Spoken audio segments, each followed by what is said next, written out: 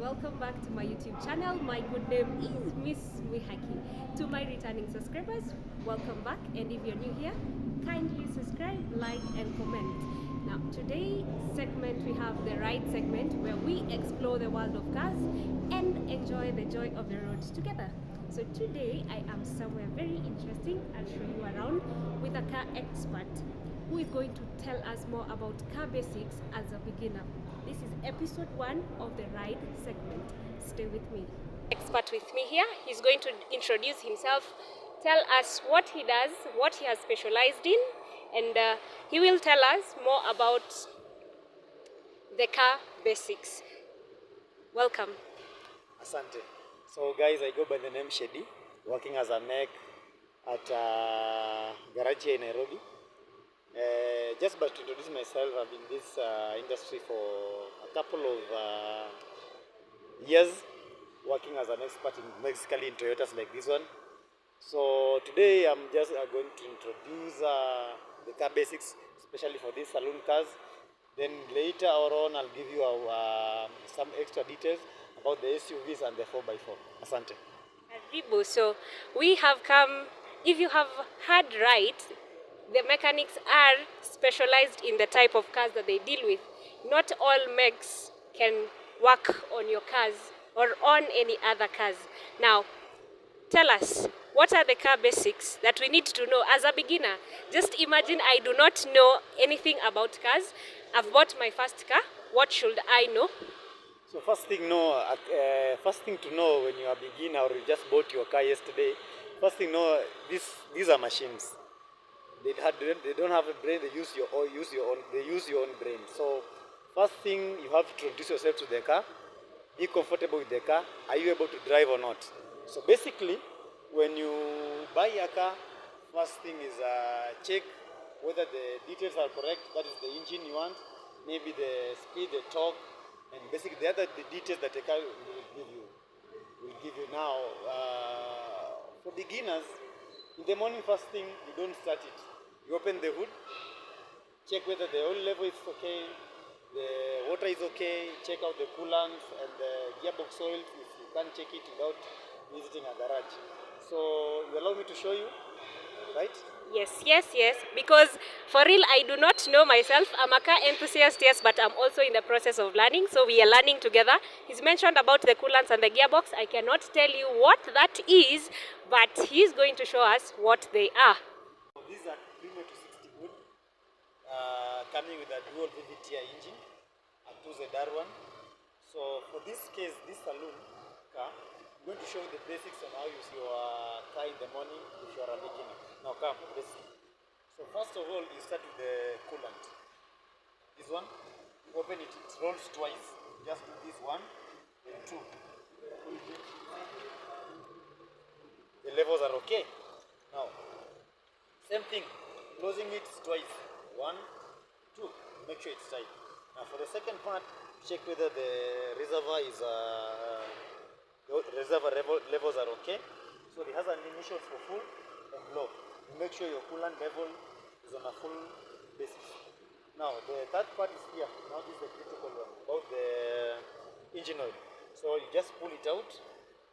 This one also has a marks and initials here. So your oil should be here on this mark, the upper part. If it's lower,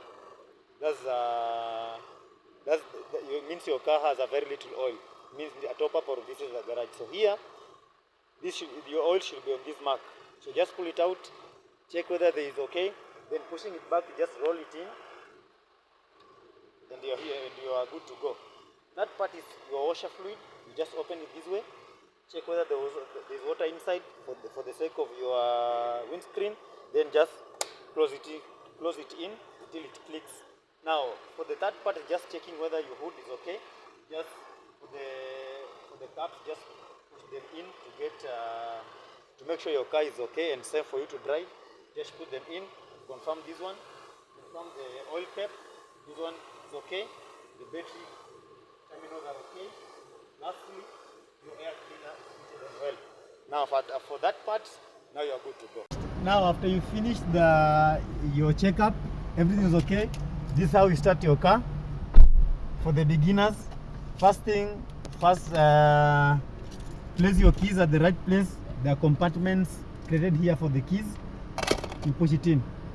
Then second part, as always, you're taught at driving school, you step on the brake first to avoid the car moving forward.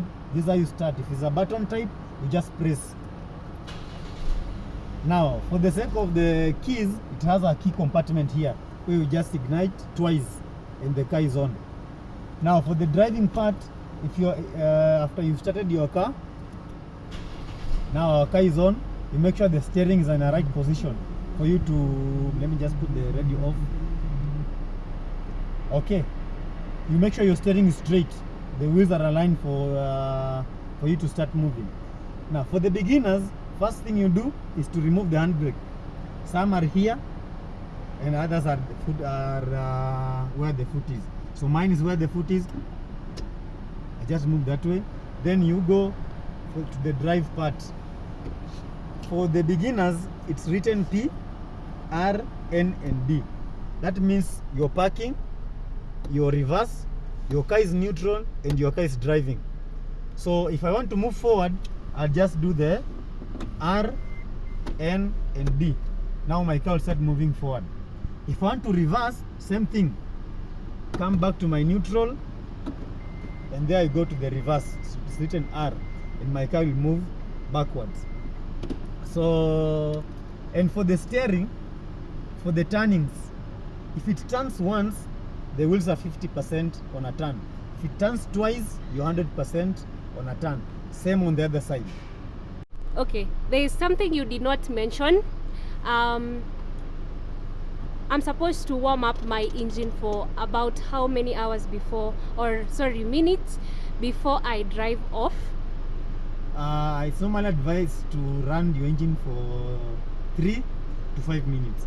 That is to enable your oil to evenly spread on in the engine, and to enable your car to warm up kidogo before you start moving. Okay, yes. Okay.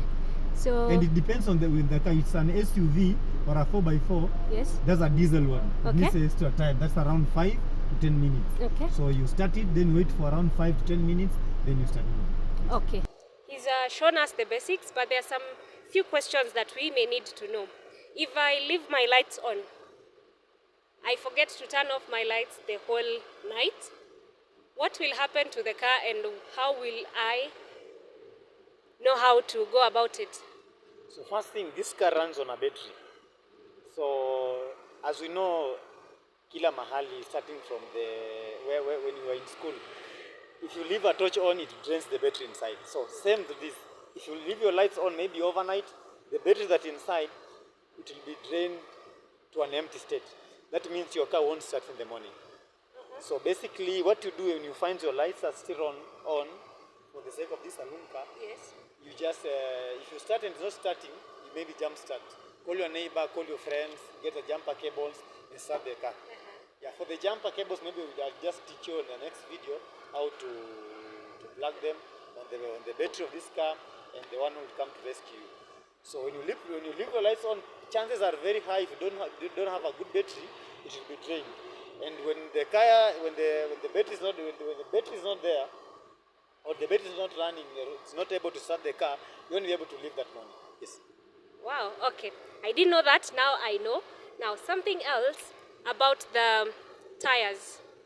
You know, different cars have the different tire pressures. How do we know what pressure to put in my car? First things first, when you buy the tires from the respective dealer, it has a manual on the pressure, the load, and the terrain. Okay. Some are mud terrain, some are all terrain, some are off-road only. So it depends on where you're buying the tires. If you just go to your dealer, get your tires, he will advise you on the pressure, on where to use your tires, and the load you're supposed to use. You can't use for the tires of this saloon car to maybe work in a quarry. Your tires won't even go for a month. So when you buy your tires, make sure where you're buying, you're provided with the detail on where and when to put pressure, and where and terrain your car is supposed to use. Now, for the sake of, because we're using this car, this one normally put 35 because it's not an off-road car. These are just an on-road car. maximum pressure is 35 because you're not carrying loads using this car. Yes. Okay.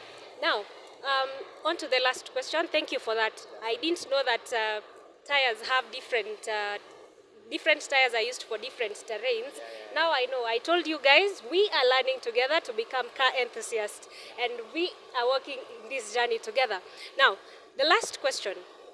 How often should I bring my car for maintenance? So first thing depends on the type of oil you're using and your car. So if you're using a fully synthetic oil, there are some who runs for 10,000 kilometers, some who runs for 7,000 kilometers. If you're using a mineral oil, that normally runs for 5,000 or less. So that we can't put it as per months or years, but normally determine on how you drive your car. There's a person who drives, he has a 5,000 mileage because he has used a mineral oil, but now he drives for, let me say, to Turkana. That's probably 1,000 kilometers. So when he comes back, maybe twice or two, the car is due for service. Maybe that's just a week. So it really depends on the type of oil you're using. If you're a mineral person, just for 5 or less. If you are a synthetic person, fully synthetic, runs for 10,000 or plus.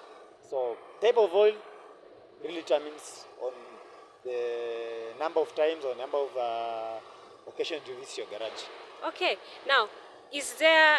You've mentioned two types of oil: the mineral oil and what is the other one? The synthetic. The synthetic oil. So, which is preferable to you as an expert? So runs back to the type of the car. Okay. So for the synthetic oils, used mostly in new cars, Okay. new engines. But for the sake of minerals, used for the old engines and old cars. Okay. So if your car is new, I'm just advising you, just use the mineral oil. It will give you a very good service and the time for the duration that your engine will serve you. Yes. Okay. So, guys, we have learnt a few things today. Myself, I have learnt about different tires for different terrains. We have learnt about the tire pressure, that we need to get a manual. We need to get a manual when you're buying your tires. We've also learnt about what we should check before you leave the house or you start driving off. So we are one step ahead, and guys, keep at it. We will continue learning more and more here. Thank you. See you guys. Asante.